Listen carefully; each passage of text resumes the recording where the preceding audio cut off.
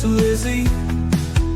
I don't ever smoke the dizzy, but we can always share some disease. It's just a cup in time. This song doesn't have to run. Life's all of us, not every moment we can be feeling fine.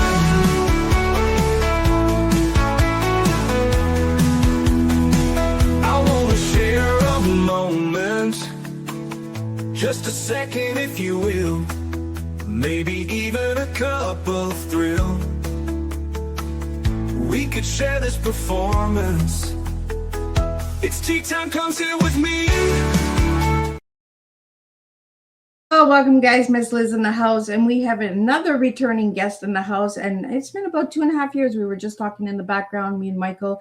I have Michael Hingson in the house, and we're going to talk about his book, Live Like a Guide Dog, and we're going to talk about his tea. It's Triumph Education and Awareness, the Blind World Trade Center survivor, keynote public speakers, best-selling author. We are going to talk about it all tonight on Tea Time with you guys. But before we get started, you guys know how Miss Liz rolls. Get over to all those platforms: Facebook, TikTok, LinkedIn, Instagram, Blue Sky, Lemonade, all those good platforms. Give those a like, follow, and subscribe. And if you notice the guests are on those platforms, give them a follow as well, because that's how we support one another in this house.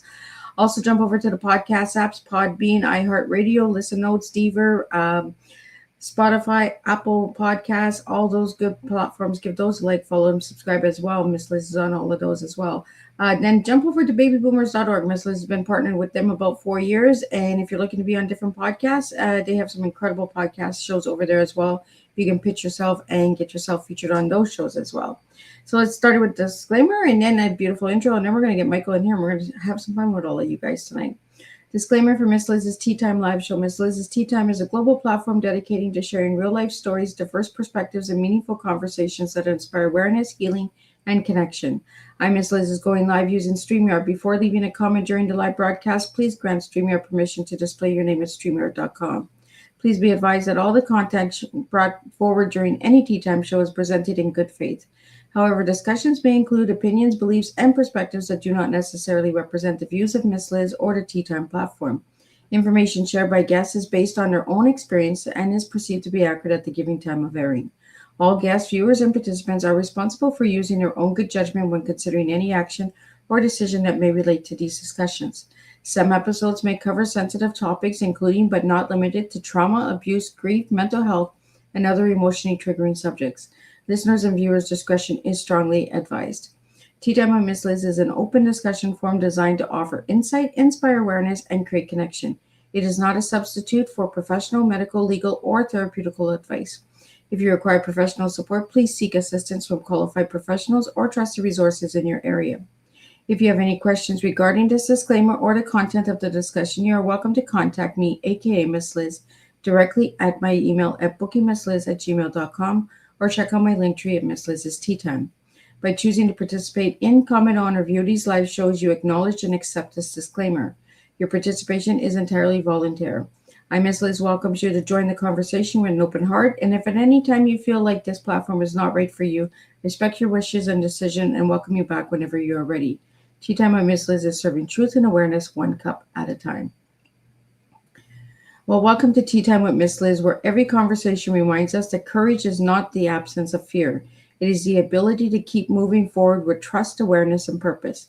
Today, we are deeply honored to welcome back Michael Hingson, #1 New York best-selling author, keynote speaker, podcast host, and international recognized advocate for inclusion, accessibilities, leadership, and resilience.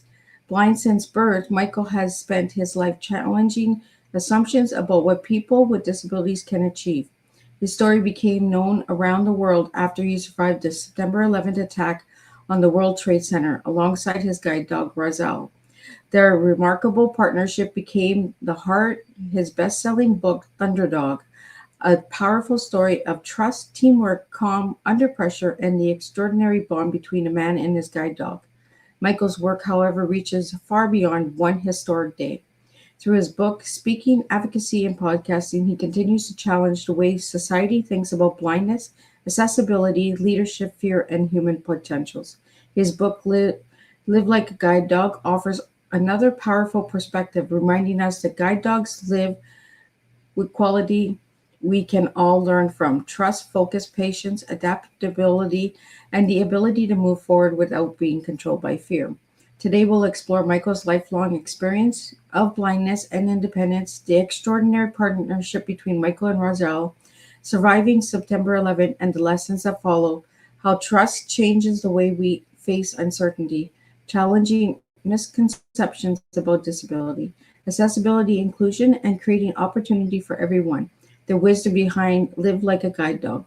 Michael reminds us that limitations are often created by assumptions long before they are created by ability. So grab your favorite cup and join us for a powerful conversation filled with courage, trust, inclusion, resilience, and real life tea. And let me get Michael in here. Let's spill some tea.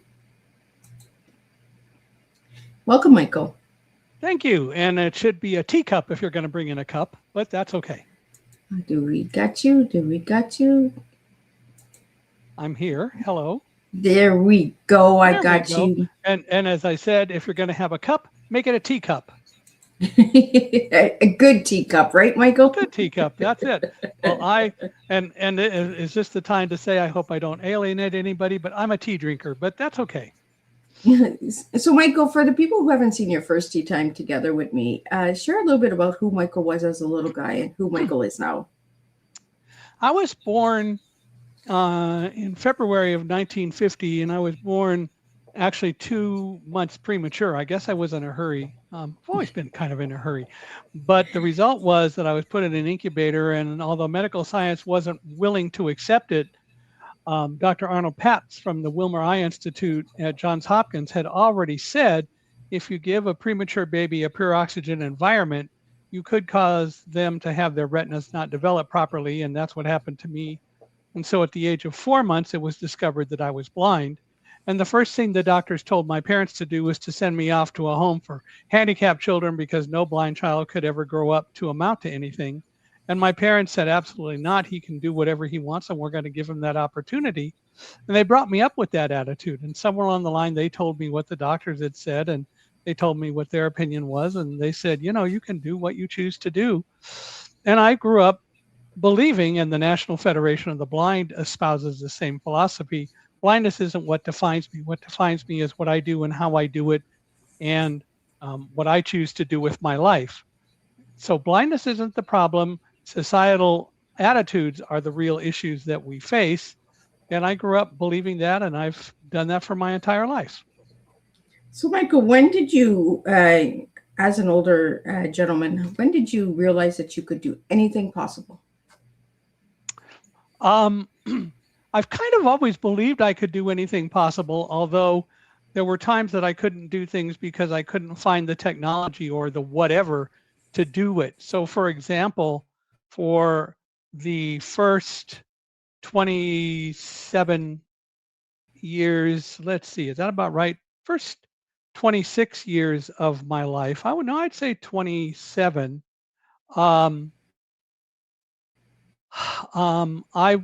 didn't have the ability to. I didn't have Ring what holes it took going to on be able. here. Sorry. Oh, there we go. We got you back. We had some little wormholes. Technology is just playing games with Miss Liz tonight. Who is distorting the space-time continuum? That's what I want to know. So it was about late 1976. I was 26 when I got involved in a project because I was unable to read print out loud, and other people couldn't as well. But Dr. Ray Kurzweil found the National Federation of the Blind, and the project was developed to bring Ray's invention, the Kurzweil reading machine for the blind, to blind people. And suddenly I and other people were able to read print. So before then, I recognized that I didn't have the same process of being able to look at print that sighted people did, but I also didn't let that stand in my way. I found other ways to get material, whether it be in Braille, whether it be read out loud, somebody recording it. But having the ability to read print certainly opened up a lot of doors, and that's what happened with Ray Kurzweil and his project that I was involved with. So as far as me and when did I decide I could do anything, I always believed that there were ways to do things. If I were to refer to science fiction movies, I would talk about the second Star Trek, The Wrath of Khan, and talk about the fact that Kirk and Spock always talked about the fact of being able to do anything and made it happen. And I agree with that. I think that the reality is that we don't necessarily always have the technology directly available.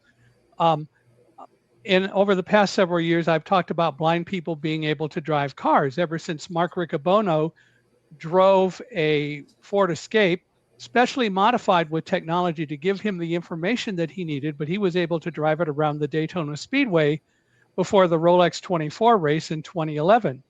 And I ask people when I give speeches all the time now, can a blind person drive a car? And people say no. And I say, why? Well, because they're blind. And I say, wrong answer. The reason blind people don't drive cars today is that they don't have the information that sighted people do. That doesn't mean that the information isn't available. It means that we don't get it, we don't have it. But we've already proven that it is possible for a blind person to drive a car. And the reality is it's possible for blind people to do virtually anything. And if we can't do it now, we will be able to do it in the future. And by the way, the vehicle that Mark drove wasn't an autonomous vehicle. He was literally getting information from sonar and radar and technology that gave him the information so he could drive around the Daytona Speedway, avoiding obstacles, going through an obstacle course. He also passed a vehicle. The vehicle before he passed it was throwing out boxes that he had to avoid. The reality is that it's all about information. And there's so many things dealing with blindness that we deal with today.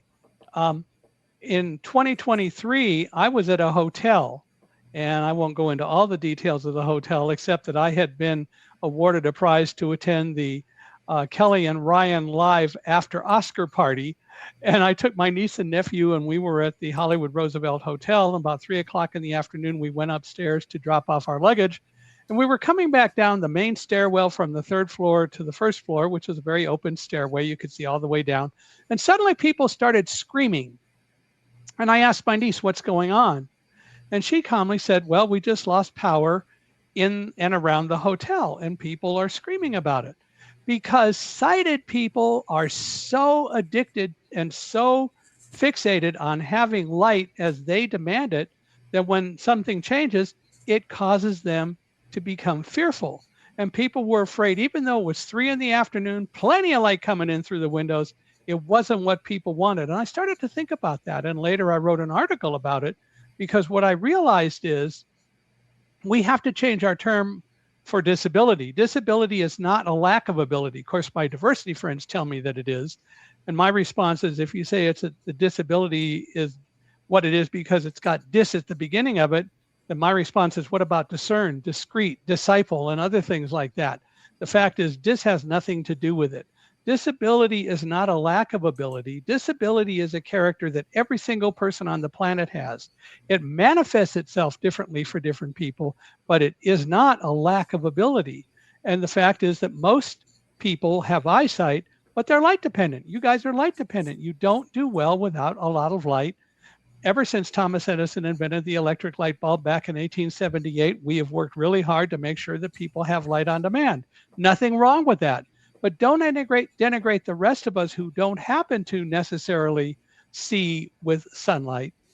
It doesn't mean that we're less than you are. Disability is not a lack of ability. Disability is a characteristic that everyone has. And those are things that I've learned along the way. And we put some of those into Live Like a Guide Dog that you talked about before. But the reality is I grew up believing I could do whatever I chose to.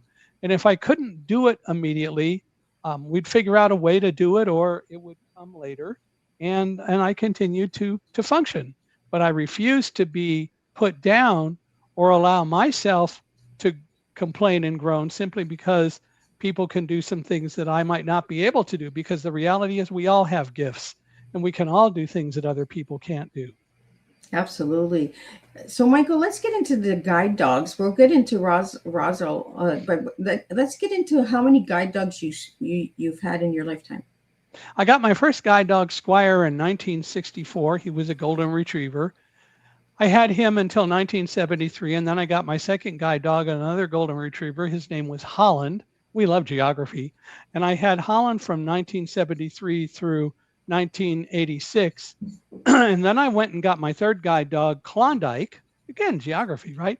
And Klondike worked from 1986 to 1996. Then I got my fourth guide dog, Linny, who was my first Labrador retriever, a yellow lab. And Linny only worked for 3 years because she got bit by a tick that caused her to contract Lyme disease that morphed into glomerulonephritis, which is a kidney-based disease. So she had to retire. So in 1999, I got Roselle, and Roselle worked until 2008, then or 2007, and then I got my fifth guide dog, Merrill, sixth guide dog, Merrill, and Merrill only worked for about a year, a little over a year, but she became afraid of guiding, so she didn't last very long.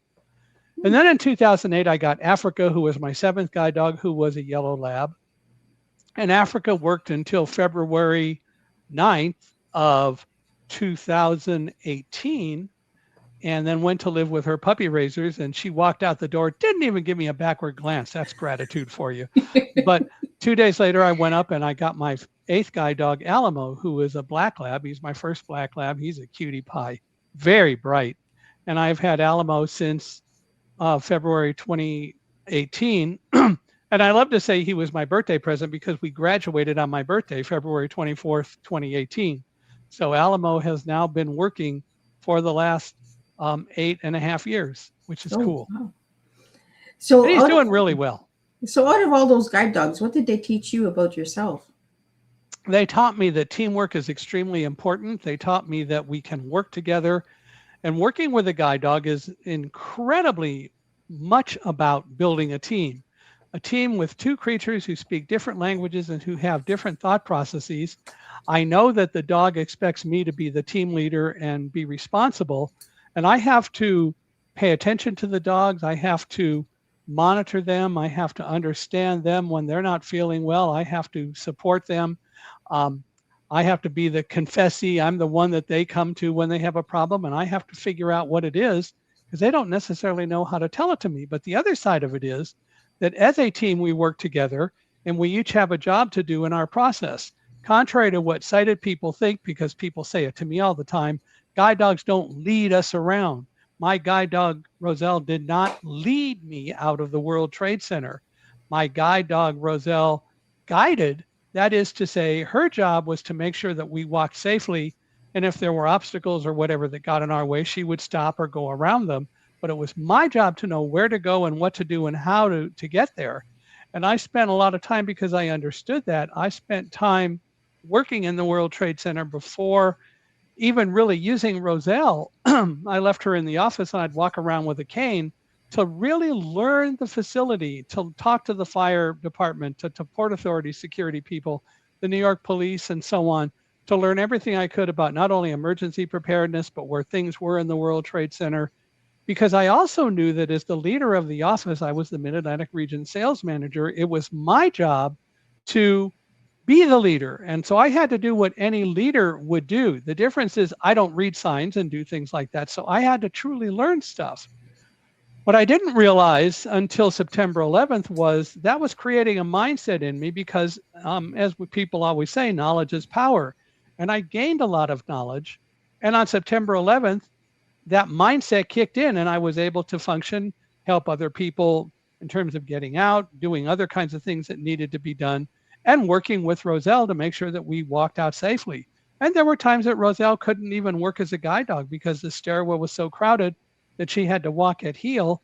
So I wasn't using the harness, I was using the leash, and actually she was walking on my left side behind me and I was holding onto the stair rail. But it was my job to be the leader of the team, and it is my job. And she knows that, but I also respect her for the work that she does, and I respect that work in every guide dog I have.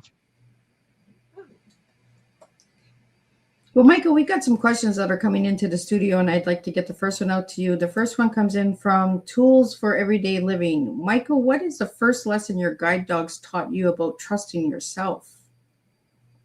I think the first lesson was, I always had faith in myself. It was probably more trusting in the team.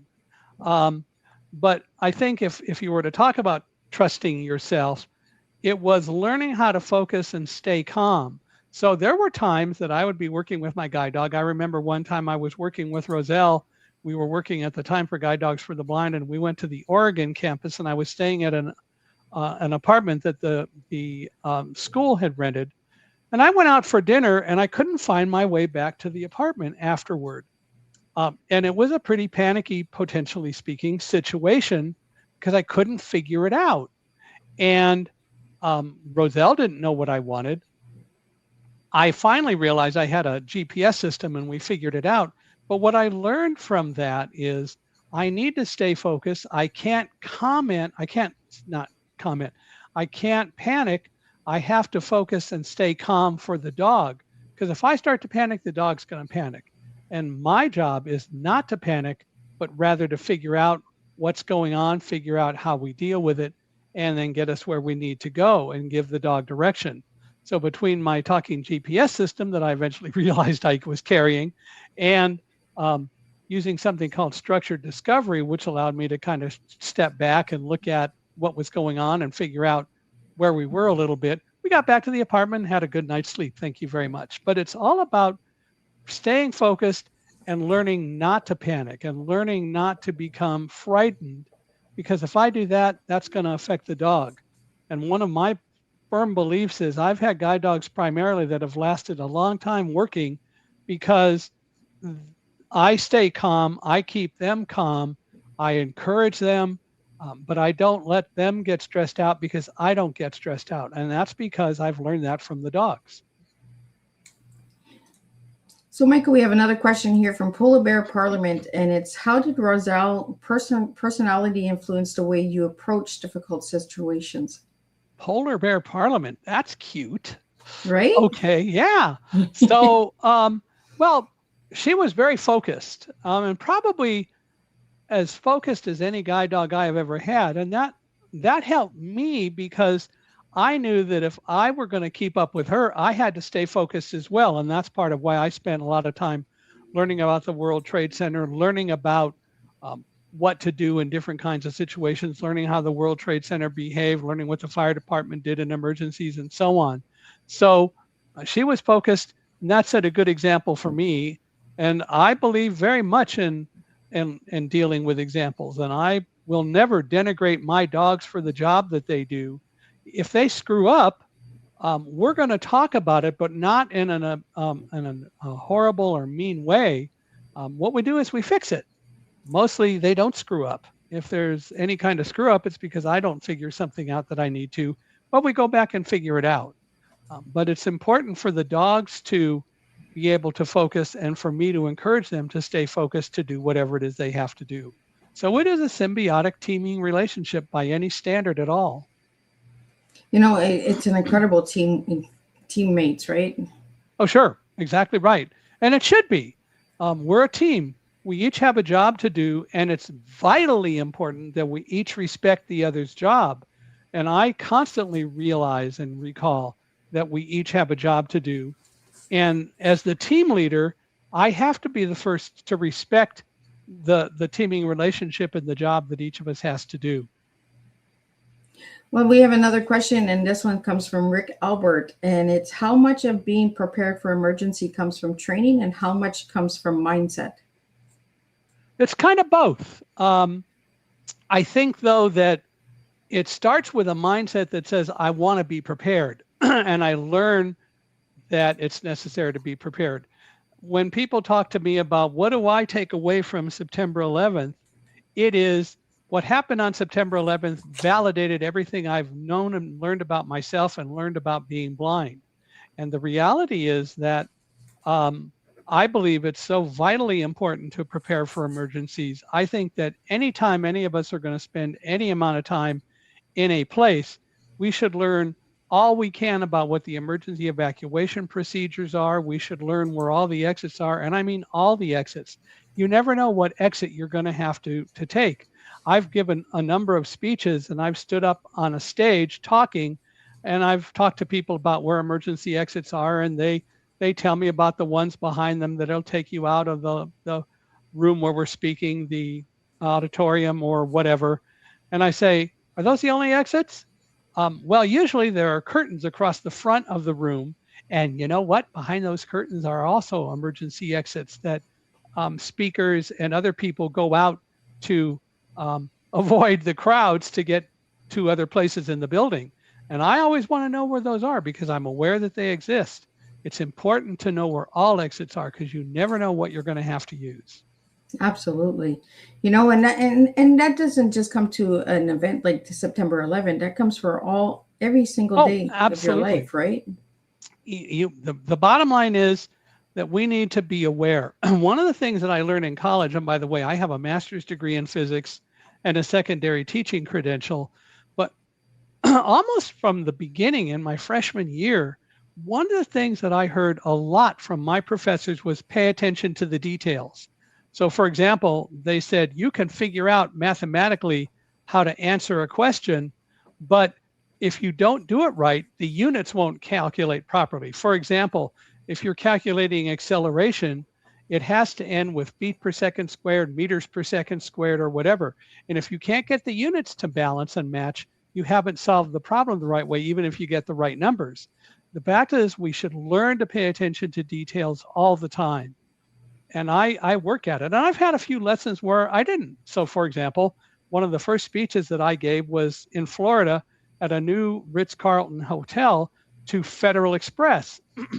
And I came in, the hotel had just opened, and I went up to a room to change. And I went straight to the room. They took me to the room and they said, we'll be back in 15 minutes to get you. And they were, but before that happened, the fire alarm went off. And there I was in this room. Now I knew enough to know where the stairwell was, and I knew enough about hotels to kind of figure out where emergency exits were, but I didn't know because I didn't ask, and I should have asked up front. But I figured it out and got to the emergency exit. It was a false alarm, of course, but by the same token, it was a great lesson to say, you gotta learn the stuff up front. So when I go into hotels now and I get up to my floor, one of the first things I do is inquire or explore to find the emergency exits, the stairwells, whether they're emergency exits or not. Because in the case of an emergency, you don't want to take elevators. Absolutely. Well, Michael, the next question comes in from Dixon Road, and it's, Michael, your ability to turn such difficult experiences into lessons about hope and resilience is incredible, inspiring. That's a comment. The next question comes in from Paula. Did you experience on September 11 change the way you understood leadership? I wouldn't say that it changed the way I viewed. It validated and it strengthened a lot of my views.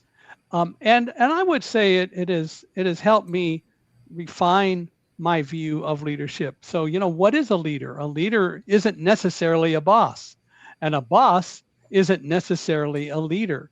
The reality is we all have talents, and good leaders are the people who will work with the people who work for them and recognize that there may be times that somebody who works for them may have a skill that would better benefit a particular situation than what the leader has. And I think that's extremely important. I've seen so many examples of companies that reward teams by rewarding the boss who's supposed to be the leader, but the boss didn't really do the work, other people did, and they don't get the recognition for it. And that isn't fair or right either. But I believe that leadership is a skill, it is a talent, and I believe that everyone has times when they can and ought to be the leader of different situations. But the fact of the matter is, if you're a leader and you're truly a leader, then you have talents that will work in different situations. And you also know that maybe what you can do isn't going to work in other situations. So one of the things that you can do is help find the other people who can help you and your colleagues in a particular situation. And I think that's extremely important. Well, the next question we have comes in from Ryson Jones. How has your understanding of resilience changed throughout the years since 9/11? Oh, I think that we overuse resilience a lot anyway, but I think that resilience is all about recognizing that you have the ability to do things and you use your skills to accomplish those tasks, and you use your skills to say, I can deal with this, whatever it happens to be. or I will find someone or something to help me accomplish whatever it is that needs to happen. But what's most important is, and you're going to deal with resilience, you don't let ego get in the way. I think it's extremely important that if you're going to be accomplishing anything, you're going to lead a team, you're going to work as part of a team, whatever, ego's got to stay out of it. One of my favorite books is a book written by a guy named Patrick Lencioni, Lencioni. It's called The 5 Dysfunctions of a Team. It's a fairly short book. It takes about 3 hours to read with Audible. And it's a book that talks about teamwork. It talks about the fact that good teams have all the people on the teams accountable to each other. So if you make a commitment to do something, you also give anyone on the team the right to not abuse you, but to challenge you. Well, you said you were going to do this by today. What's going on? Or how is it coming to get that done? And it's important that teams in general recognize that everyone on the team is a part of the team. Again, you keep ego out of it. What you do is you work to accomplish something. And there may be times that what you need to do is something that you have to ask someone else for. Don't be afraid. Don't be shy to ask somebody else for help to get something done. And oh, by the way, if they help, give them credit for it. But the bottom line is when we're working as a team, we're all on the team. And our job is to work together to get things accomplished. Michael, we have another question, and then I'm going to pull up the book for all the people that are watching the video. This one comes from Natural Life. What is one change you would love most to see in organizations make to become more generally accessible and inclusive? If I were to start with one thing, I'd say make websites accessible. The Nielsen Company several years ago did a survey that shows that 35% of all people with disabilities are more likely, and I think it's really higher than that, but are more likely to like companies that truly make them feel welcome by making their websites accessible, by making other aspects of their companies and their products accessible, but especially websites. Only about 5% to 5.5% of websites are truly accessible today. And the reality is websites can easily be made accessible. It's not magical.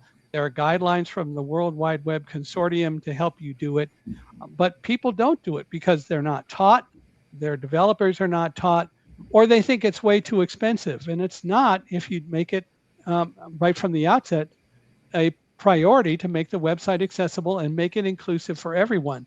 That's one of the most substantive ways today to bring people into your company, because we're all looking for online sorts of things, online shopping and all that.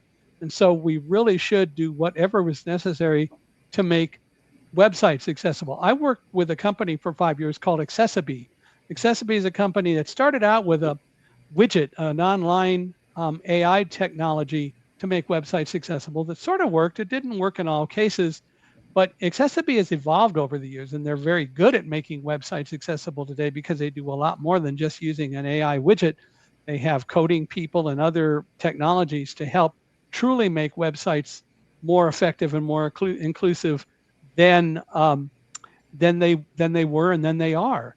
And I think it's very important that companies realize that you should do whatever it takes to make your website fully inclusive for all.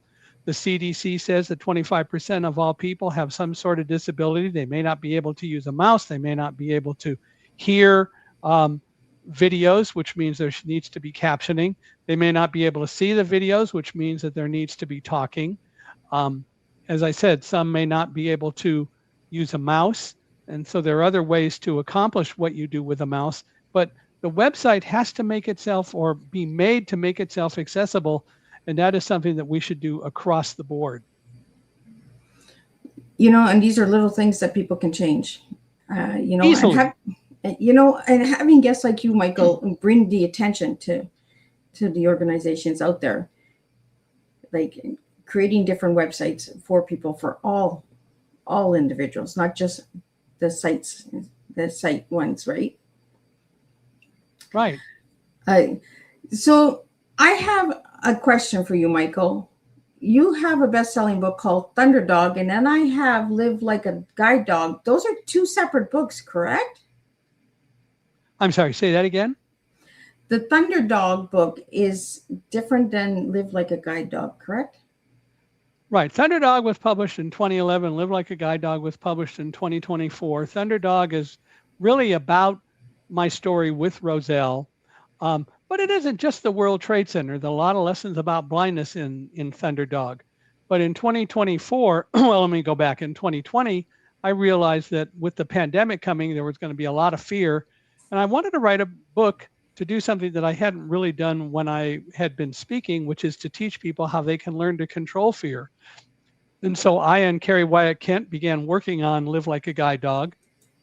And as it progressed, what we ended up making it was a book with lessons I learned from 8 guide dogs and my wife's service dog, now my late wife's service dog, Fantasia, that helped us not only in creating teams, but lessons that I learned from each of those dogs about dealing with fear and controlling fear. And so that's what Live Like a Guide Dog is really all about. As an example, one of the things that people do all the time is what if everything to death? Well, what if this happens? What am I going to do? What if that happens? And the reality is we don't have control over 95% plus of all the things we what if. We just think about it. We worry about it, even though we have absolutely no control over dealing with it whatsoever. And we have to learn to not do that. Roselle on September 11th went through a lot of stuff, but when we got home, I took her harness off, and the first thing she did was ran off, grabbed her favorite tug bone, and started playing tug of war with my retired guide dog, Linny. When I talked to the vet at Guide Dogs for the Blind the next day, he asked me, did anything threaten Roselle? And I said, no. And he said, well, there you go. Dogs don't do what if. She's in the moment. She was done. She went off and played. She had a good time. And then she did go out when she needed to. But the bottom line is we should learn not to what if so much. You know, there's so much that we don't have control over. Absolutely. And if anybody wants to see Michael's first tea time, we did do Thunder Dog. That's why the cover looked a little different when I was looking at it. And I was just like, oh, yes, we did Thunder Dog the first time you were on Tea Time. Yeah, we talked about Thunder Dog. So, Michael, how has your guide dog influenced not only your independence, but also your outlook on life? Well, I've learned not to what if because of dogs. I've learned and learned a lot from each of my dogs.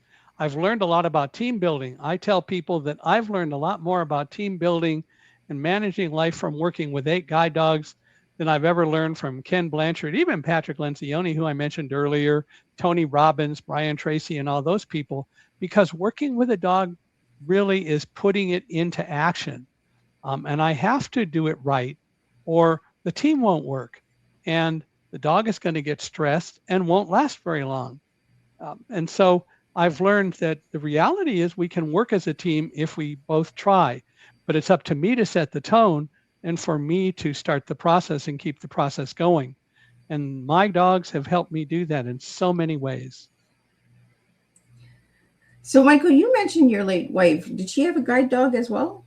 No, she was in a wheelchair, though, her whole life. And so in 2006, we decided, while I was working at Guide Dogs for the Blind, we decided to care for one of their breeder dogs. The breeder dogs stay in people's homes rather than being in kennels all day.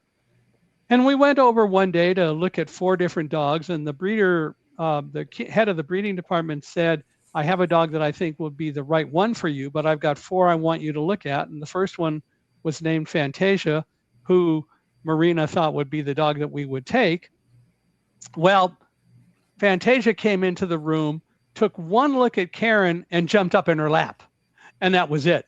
The other 3 dogs just avoided the wheelchair or looked at it with great skepticism. Fantasia didn't care. Karen was her person, and we worked with her ever since. And Fantasia also became Karen's service dog because Fantasia, Karen was a quilter, and when she dropped things or whatever, material or anything, Fantasia figured out to pick it up and give it to her. She did that all on her own. She's a bright dog. She was part of a team and wanted to be part of a team. I think it's really important to have that team, right? Oh, absolutely. I think everyone should. I think that more people should treat their pets as true team members, members of the family. They're not just a dog, pet it and then let it go away or whatever. they should truly establish a relationship, a teaming relationship. The relationship would be so much stronger if they would. I think they would get so much more out of that pet as well. Oh, I think so. Absolutely. Michael, why is moving from diversity to true inclusion so important to you today in today's world? Well, I have talked to a number of people on the Unstoppable Mindset podcast, as well as other places. And I've talked to a number of so-called experts on diversity, for example. And they talk about diversity dealing with race, gender, sexual orientation, and so on, but they don't ever mention disabilities. And so I asked them, why don't you talk about disability? Oh, well, that's not a minority. That's a social justice thing. The heck it is. Balderdash, as I point out. The reality is the CDC says that 25% of all people have a disability. Sure, it's a minority in the traditional sense of the word, although I think everyone has a disability. And those diversity people certainly do. It's their myopic vision or lack of vision. But the fact of the matter is that diversity is not something that typically includes disabilities because people don't do that. And so I choose to take the position that we should be inclusive. And so I believe in moving forward. I believe in moving from diversity to inclusion is appropriate. Be inclusive and then take diversity from that and then go into doing the rest of whatever happens. But the reality is diversity is not something that says it doesn't include disabilities, because that means you're not recognizing that difference. So the reality is we need to be inclusive and start with that. So Michael, how has your life changed since 9/11? Well, I changed careers and became a keynote speaker, which I've been doing since officially fully since the beginning of 2002, even though I started before then. I've become more of an advocate for teamwork and developing leadership and trust. I believe it's extremely important. I've learned how to do a variety of things. I've been able to travel all over and have a lot of fun doing it. I've been to a number of countries. I'm traveling this weekend again, and I enjoy it. It keeps me busy. It keeps Alamo busy, and we have a lot of fun doing it. I get to meet so many people I've never met before. I get to go to so many places in the United States and in Canada and elsewhere. In June, we were in Quebec City to speak at the International Polyurethane Association. I've never been to Quebec City. I've been to Montreal, but I've never been to Quebec City. It was a lot of fun to go tour around. I love to go to different places and meet people. And I think everywhere I go, I want to meet people and get to know them better and try to be a good representative for me and so many other people. So Michael, you often say fear can be a positive force. Can you explain that philosophy to the listeners? Fear is, in reality, something that we can learn to control. And fear, if we truly learn to control it and use it properly, will help keep us focused. I'm not saying don't be afraid, but I'm saying control it. Don't let it, as I would put it, blind you or overwhelm you or paralyze you. You can control fear, and you can use that fear to help you stay focused to do whatever you have to do. I did it on September 11th. I do it in a lot of unknown situations. What I won't do is let it overtake me and make life difficult for me. My job is to say, okay, this is going on. There's a stressful situation here. What do we do about it? But that's what we can do with fear. We can use it as a vehicle to help us stay more focused, be more focused, and move forward without letting the world stress us out. How do we do that? Well, one of the lessons that I talk about in Live Like a Guide Dog is I think everyone can look at what happens. So let's take a given day. Let's talk about what happens on that day. Some good things happen, some bad things happen. Take time at the end of the day when you're in bed getting ready to fall asleep and think about what happened. What were the good things? Could you have done them even better? Think about the things that didn't work right. I will never say failure because I don't think that failure works. I think that maybe something didn't work right. The question you have to ask yourself is, what could you have done differently to make it better? And you have a subconscious mind that is ready to tell you anytime you are willing to listen to it what to do to make things better. One of the examples I use regularly is Trivial Pursuit, which is a game that's been around for years, and people play it. Somebody will read a question from a card, and then they'll read some answers, and you have to choose the one that you want. How many times, and I ask people this all the time, how many times did you play Trivial Pursuit? They read the question and they read the answers, and immediately you think of an answer, one of the answers, and you say, that's it. But you say, oh, that was just too easy. That can't be the right answer. And you change your mind, you give a different answer, but that first answer was truly the right answer. And the fact of the matter is we need to learn to listen to ourselves, to listen to our subconscious minds, our inner voice, because it will steer us every time. So, Michael, do you have any plans of writing another book? Not at the moment, but maybe one will come along. If it does, I will certainly embrace it. I haven't really thought of anything yet. I'm enjoying speaking and doing the other things that I do. So I'm hoping the time will come when I can do other things. But right now, I'm speaking and doing the podcast on Stappable Mindset. And if anybody wants to be a guest, love to have you. You can go to michaelhingson.com/podcast, and you can email me from there. Or you can go to speaker, SPEAKER, at Michael Hingson, MICHAELHINGSON.com. And you can email me. Love to have you on the podcast. We're always looking for guests who have stories to tell, because I think that's what the podcast is really all about. Well, we have a question that just came in, and it says, your life has inspired millions. What has been the greatest lesson you've learned from living without limits? Team building, learning how to create a team, learning how to be part of a team, and wanting to do that. I think it's so important. I think that the only limits we have are the limits we put on ourselves, and we need to recognize that and face that as part of what we do. So, Michael, would you ever write a book about all the guide dogs? Live Like a Guide Dog has chapters about every dog. So could you tell us a little bit more about, is it chapter 1, chapter 2? Well, as we started writing the book, we decided, and well, as we got into it, we decided to take each chapter and make it about one of my dogs. I think Roselle has 2 chapters. And I'm trying to think if any of the other dogs do. Maybe Holland does. But what we did was we talk about the lessons I learned from each dog as we go through the chapters. And so it is really all about each of the dogs and the lessons I've learned, the adventures we had. It's a fun book, but it is a book that has a lot to teach people about blindness, being blind, and about teamwork and trust and leadership and dealing with adversity in our lives. The full title of Live Like a Guide Dog is Live Like a Guide Dog, True Stories from a Blind Man and His Dogs, about being brave, overcoming adversity, and moving forward in faith. So let's talk about your faith. How has faith guided your journey through both triumph and adversity? Well, I am a believer in God. And I believe that God is talking to me all the time, and it's up to me to listen. I've been involved in Methodist programs. My wife and I were both Methodists, and I guess I'm registered somewhere, but I don't go to church much since it's just me now.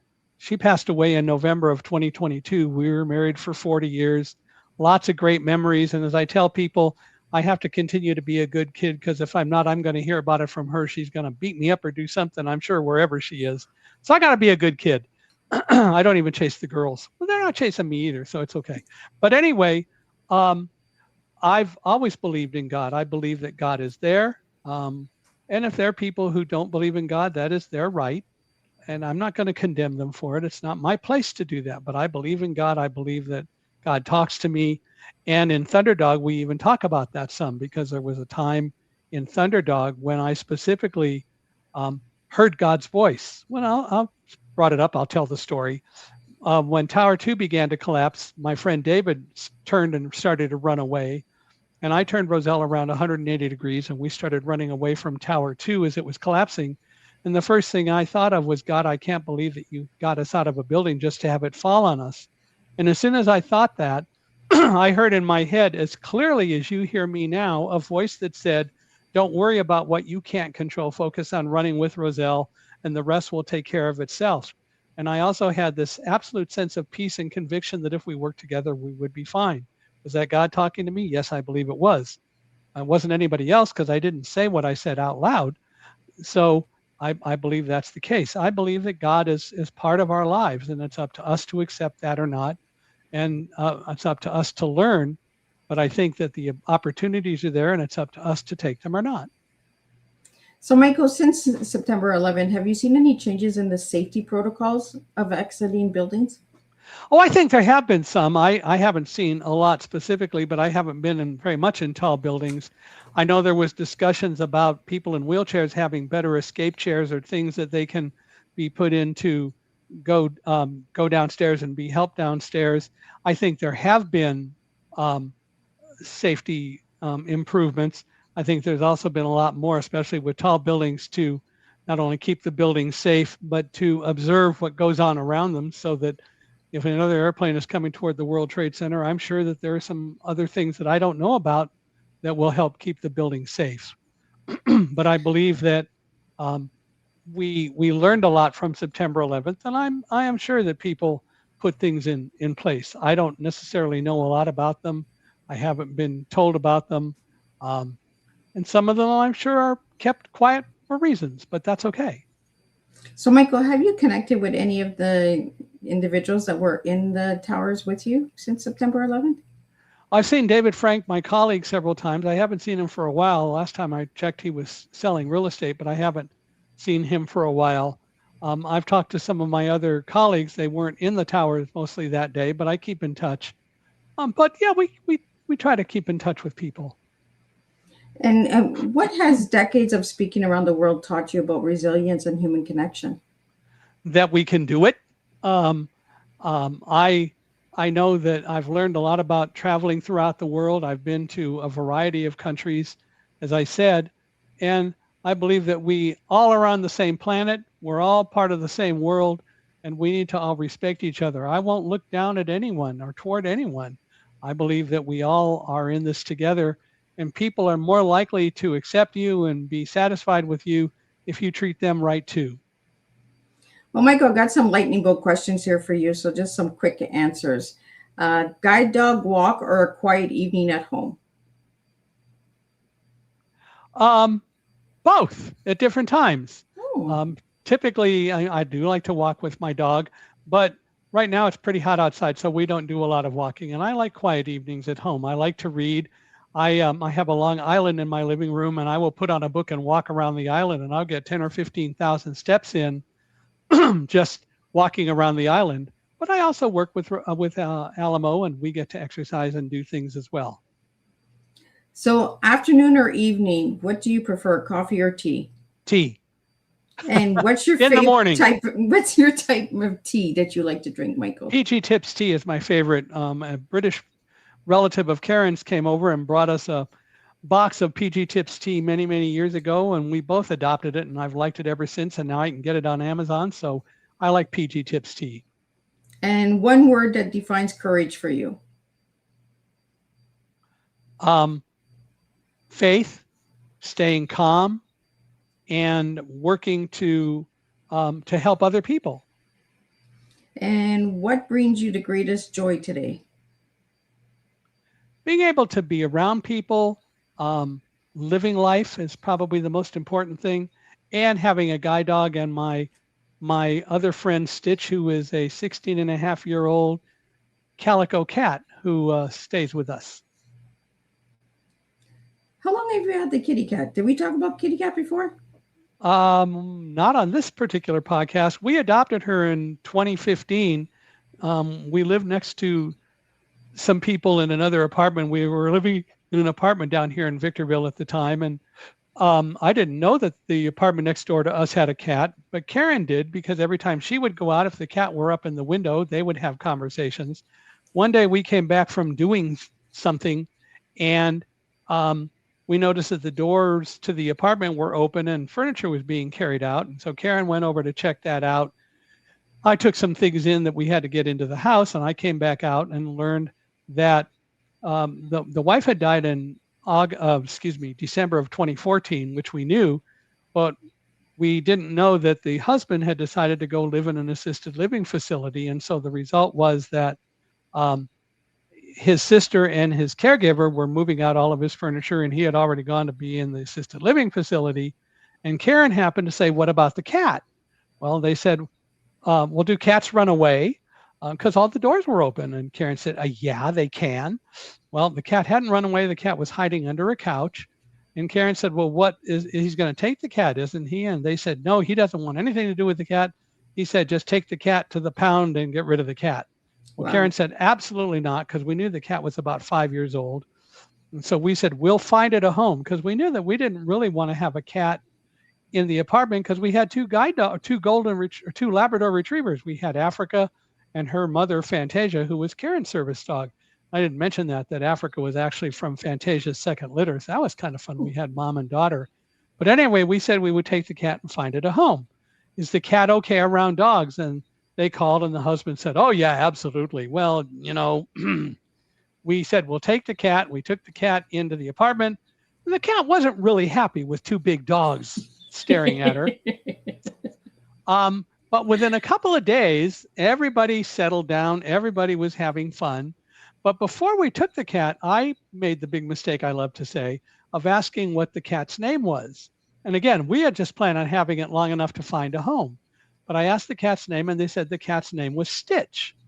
And I said, "Okay, this cat ain't going nowhere," because my wife had been a professional quilter since 1994. Do you think a quilter is going to give a cat named Stitch? And Stitchy has been with us ever since. I like that, Stitch. Yeah. So Michael, And nowadays, Stitch, when she gets hungry, she'll come and bug me until I pet her and go pet her while she's eating, because she wants to be petted while she eats. So Michael, if everyone lived by one guide dog principle, what would you hope it would be? Teamwork, and stay away from what-ifing everything to death. Guide dogs live in the moment. We can learn to do the same thing, and we can learn to form better teams with not only people, but other creatures as well. And we should do that. And Michael, what's your final message to everybody tonight? I think that the reality is we all are on this world. We're all part of the same planet. Don't live life in fear. We have so many things going on. People are fomenting fear all around us. Politicians and other people are. There's so many things over which we don't have control directly. But, even with politicians, when we have elections, we have control. We need to really look at what's going on around us, pay attention to the details, and make intelligent decisions. Don't necessarily do things just because someone tells you it's the right thing to do. Think about it and then follow through. Live life to your fullest, live life with principle, and just be the best person that you can be.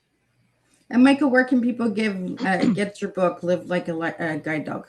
They can get all three books anywhere books are sold. Amazon, they're available on Audible, they're Amazon, any other place where books are sold. You can go to a bookstore and they can order them for you. They're available from the Library of Congress for blind people and so on. They're on Bookshare as well. You can get Braille books from Bookshare.org here in the United States and I think elsewhere. But the reality is that they're all available, and I hope people will get them. And I hope people will read them and enjoy them. Love to hear from you if you read the books, or even if you don't, you want to just email, like I said before, speaker@michaelhingson.com. Love to hear from you. And I'm always willing to respond and interact with people all I can. Well, I really had a blast again getting you back, and I missed your sense of humor, and that we had a couple of jokes before the show went live. So I want to just thank everybody for tuning in tonight and bringing your questions. Teamwork, it works with everybody, right? Like that's all work together. So thank you guys for joining in the studio, bringing your questions. Thank you to the listeners and supporters of Teatime. I'm just going to do a quick recap of what tonight's Teatime is, and I will see everybody on the 25th. That is right. There is no Teatime for 12 days. Miss Liz is going on vacation. So where are you going? I am going camping at a cottage with all my grandbabies, so I'm going to take some time for myself. Take a dog. Well, my daughter does have a dog, so the dog might be coming with us. So it should be fun. It's a cottage in Harrington, so in Quebec. So it'll be nice to get away and have some break. Good. So tonight, what an extraordinary and deeply meaningful conversation we have shared tonight. Michael, thank you for bringing your wisdom, humor, courage, and life experience to the Tea Time table. Tonight's conversation reminded us that resilience is not something we suddenly discover during a crisis. It is built through preparation, trust, awareness, confidence, and the way we choose to approach every day. Your journey with Roselle on September 11th showed us that the world sometimes is something extraordinary about partnership. You trusted her training, she trusted your leadership. Together, you moved forward through uncertainty, one step at a time. Yet, perhaps one of the most important lessons from your story is that blindness was never the obstacle people assumed it would be. The greatest obstacle have often been society's expectation, misconceptions, and unwillingness to recognize ability beyond what is immediately visible. Through Thunderdog, Live Like a Guide Dog, and your speaking and your advocacy, you continue to challenge us to rethink disability, leadership, accessibility, and fear. One of today's greatest takeaways is this: courage grows when trust becomes stronger than fear. Michael, your work reminds us that independence does not mean doing everything alone. It means having the tools, opportunities, relationships, and confidence necessary to participate fully in life. As we close today's tea time, I'd like to leave everyone with this thought. What could change in your life if you stopped allowing fear to make decisions before you had the chance to discover what you are truly capable of? We may not know every turn in the road ahead. We can prepare, we can trust, and we can listen. We can continue moving forward. Michael, thank you for reminding us that accessibility creates opportunity, inclusion strengthens communities, and courage often begins with one simple decision to take the next step. Until next time, continue challenging assumptions, continue building a more inclusive world, and continue serving real-life tea, truth, experience, and awareness, one courageous step at a time. And tonight's takeaway from Ms. Liz is we do not need to see every step ahead of us to move forward with confidence. Like the partnership between a guide dog and the person they serve, life asks us to prepare, trust, adapt, and keep moving. Courage is often simply trust in motion. And I'll see everybody on the 25th, and we'll do this all over again. Thank you very much. It's an honor to have been here.